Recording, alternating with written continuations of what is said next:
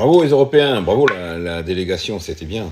Petit message à ceux qui disaient que Mélanie ne voulait pas aller, soi-disant, là-bas, qu'elle préférait s'occuper des Italiens et tout.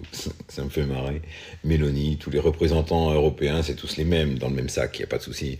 Par contre, moi, je vois à quel point Trump est quand même un businessman, hein.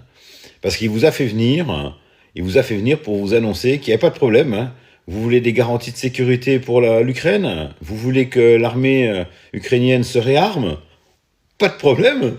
Pas de problème. Écoute, nous, ce qu'on a en magasin, on a tout ça là. Donc là, on t'a fait un petit catalogue là, avec tout ce que tu vas acheter. Hein. C'est pas ce que tu peux choisir. Hein. C'est ce que tu vas acheter. On t'a fait une petite liste, hein, un petit peu le package essentiel hein, pour reconstruire une armée.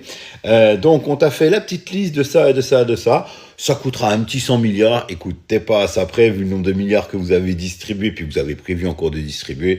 C'est très bien. Bravo.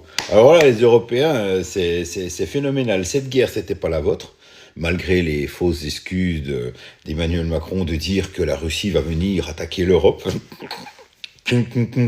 Ça tombe pas rond là-dedans.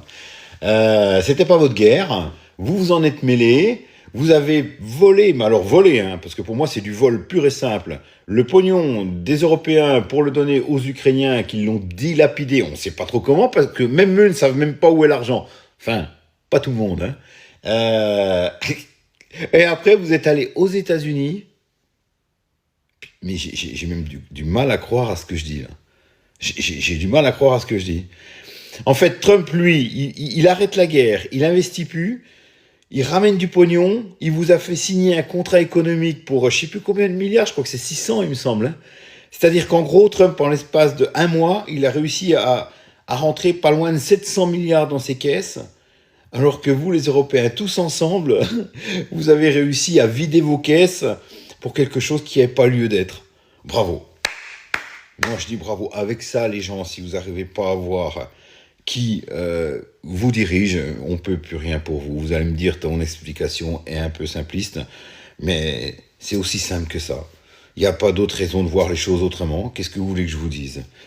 Voilà, vous vous êtes fait avoir, hein, vous vous êtes fait avoir, vous vous êtes fait voler tout ce que vous aviez. Votre Europe se casse la gueule. Vladimir Poutine, lui, c'est reparti. Son pays se porte bien. Il va récupérer un petit peu de business là. Les États-Unis vont récupérer du business avec l'Ukraine. Ils vont vendre des armes. Les Européens, c'est vous qui allez foutre vos hommes en Ukraine pour soi-disant protéger une future encore attaque de Poutine. Vous allez continuer à galérer. Bravo, bravo les Européens. Vous êtes vraiment ce que je pense depuis le début. Pas grand-chose. On pourrait même dire de la merde.